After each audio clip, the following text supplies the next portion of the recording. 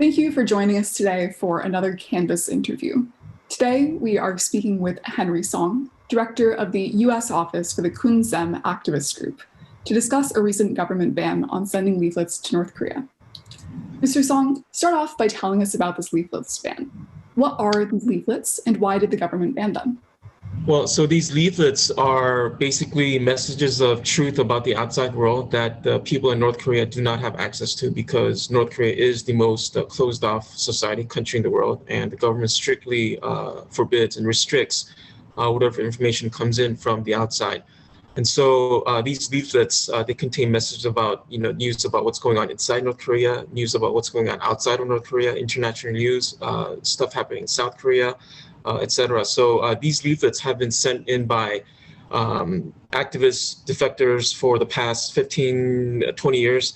And before that, the decades prior to that, it was actually the South Korean government that used to send these leaflets via balloons and other methods into North Korea. So these leaflets, in which right now most of the defectors, the leaflets are sent by defector groups and another activist group. These are the defectors reaching their own brothers and sisters in North Korea with the news and messages of truth to the people in North Korea. So in the case of a group that I'm particularly involved with, Mr. Park Sang-hak's group, Fighters for Free North Korea, he sends in these leaflets that are on plastic film type material containing messages about what's happening with the North Korean regime, news inside North Korea, and these are sent by balloons. And so basically, in answer to the question, the leaflets are the, I would say, the leaflets of the truth, leaflets of the messages of hope and messages of the outside world. What has the government's justification been for this ban? Right. So back in a couple of months ago, this June actually. So even before what started off in the summer in June, the North Korean government was very, very upset in the past with the past balloon launches and past activities by defectors and activists who sent information into North Korea. And they always complained, and even a few years ago, they actually shot machine guns over the DMZ at the launch site at a particular launch done by some defectors. So for the North Korean regime, this is very sensitive. They see this as a violation of their sovereignty. They see this as something that that violates their control of the people in terms of the flow of information. So back in June, in the summer, the regime went particularly berserk over a balloon launch, and this tirade was actually led by Kim Jong-un's sister. Kim Jong-un is the leader of North Korea, and his sister, Kim Yo-jong, actually released a very nasty attack against the South Korean activists and defectors that did this.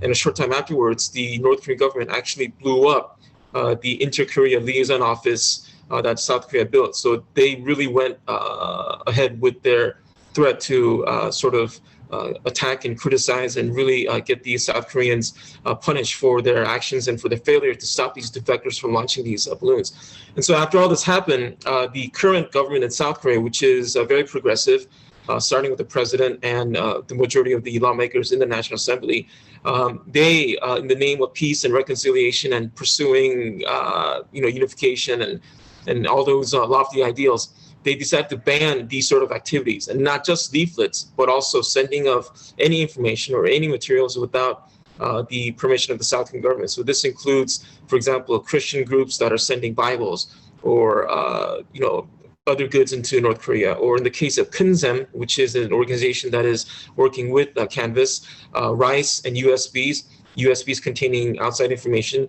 via the ocean into North Korea. And then what the South Korean government did is they started investigating these defectors, raiding the offices, doing, useless audits, harassing the donors as well. So all this, the events of the summer, early fall culminated in last week, or 2 weeks ago, I'm sorry, with the National Assembly in South Korea passing a bill to outlaw the illegal sending of leaflets. And the wording also includes, as I mentioned before, not only leaflets, but any material, any resource, anything sent into North Korea without the permission of the South Korean government. And this is punishable by 3 years prison time and also up to $30,000 in fine if defectors or activists are caught doing this without permission. So that's where we are right now. What are the impacts and perhaps dangers of this ban? Well, there are many. Obviously, I don't think the South Korean government expected this sort of reaction from the U.S. government, from the international community. I mean, several American politicians, they have stated grave concerns regarding this leaflet ban bill. And it's kind of ironic that South Korea, not North Korea, but South Korea has now become the focus of a congressional hearing. If, according to media reports, the Congress is going to hold a hearing in January to discuss this matter, and the UN has taken up this issue. There are lawmakers in the UK, even Japan. Not only the governments, but also many NGOs and civil society organizations have expressed grave concern that South Korea is muzzling the rights of its citizens and its defectors, the citizens who are defectors also, from exercising their rights to send information to North Korea, to exercise their rights to do freedom of speech activities. So it's very concerning that President Moon, who is called the human rights human rights president. He was a human rights lawyer before he became president. For him to, allow this to happen is truly ironic and very disturbing and very, very discouraging. And it is dangerous because it only emboldens the North Korean regime to really do whatever it wants with the South Korean government.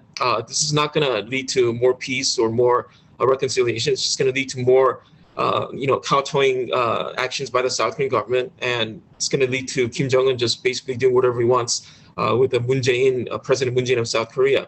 And it really limits, or it really, from my point of view, it really affects the ability of North Korean defectors in South Korea to reach their families, their loved ones in North Korea with not only rice, money, or Bibles, or things like that, but with information, because information is power. And for them to ban this, it is a serious, serious concern. Thank you so much for all of that information.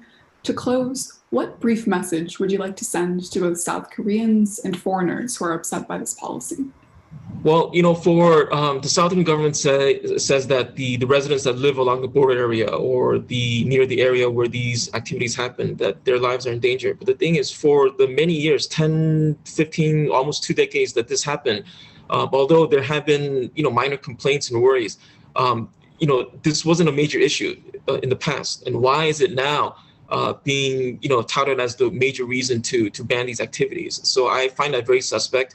And for many South Koreans who are upset that this bill has passed, I would encourage them, and obviously these are citizens who oppose the government's actions regarding this, I would really encourage South Koreans to really, lobby their national assemblymen or women that represent their district, and get involved with civil society groups, whether they're defector groups in South Korea or human rights organizations based abroad.